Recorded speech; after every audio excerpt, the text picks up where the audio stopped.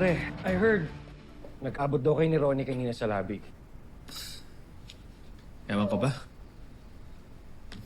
You know, I admit, dati naman nang may tapang at pangal si Ronnie. But I never knew she could be this difficult. Ginugulo niya ako pati ang pamilya ko. Kung nandito lang sana si Joy, sigurado ako magagalit yun at makakarinig si Ronnie sa kanya. Pare, alam mo naman may bago akong asawa, no? So please, don't mention Joy's name so recklessly. Walang issue yan kay Lorena, pero pare, maging maingat sana tayo. Sorry, pare. Pero sana makuha pa rin ni Joy ang hustisya. You always say that. Pareho naman tayo ng gusto eh. Pero sa baga ng usad ng kaso, I doubt makukuha pa rin ng justice for Joy. Sigurado ako, pare. In the end, makukuha pa rin ni Joy ang hustisya.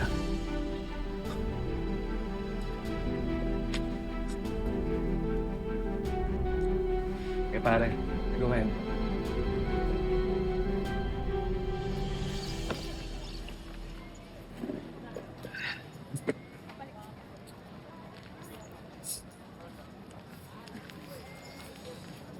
Ano?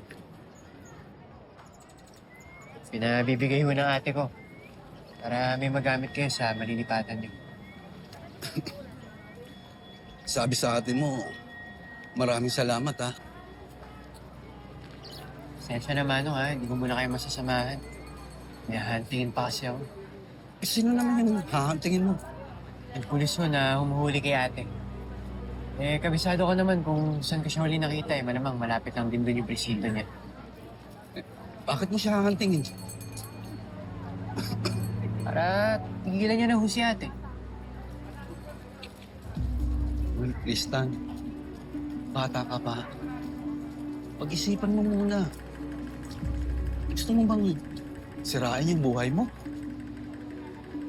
Tagal nang sira Manong dahil sa kanila. Tama si ate. Ngayon lang ulit kami nagkasama kaya dapat wala nang makapagpahiwalay sa amin. Ano bang alam mo, Janeline? Bakit sinasabi mong masamang tao si Ma'am Lorena at si Sir Tristan? Eh, mukha naman silang mabait. Hoy! Wala sa mukha yun, no? Di ba nga sabi nila, si Lucifer yung pinakagwapong anghel ng Diyos? Oh, kaya huwag ka magpapaniwala sa itsura. Ano ba yun? Ate Jeneline, siguro i-ref mo na lang yung pagkain kapag ka lumamig. Pasensya na, wala lang talaga akong ganang kumain ngayon eh. Teka, kayo ba kumain na? Yes, ma'am. Okay, good. Sige, pagkatapos niyo po dyan, magpahinga na lang din kayo. Wala naman tayo masyadong gagawin ngayon. Sige po. Yan pa yung masamang tao, eh ang ayos-ayos ang trato nila sa atin. Alam mo, feeling ko, pa-imbento ka lang, pa-issue ka lang. Bahala ka kung ayaw mong maniwala. Basta ako, mag-iingat ako dyan sa magkapatid na yan. Kasi may malakas silang sekretong tinatago.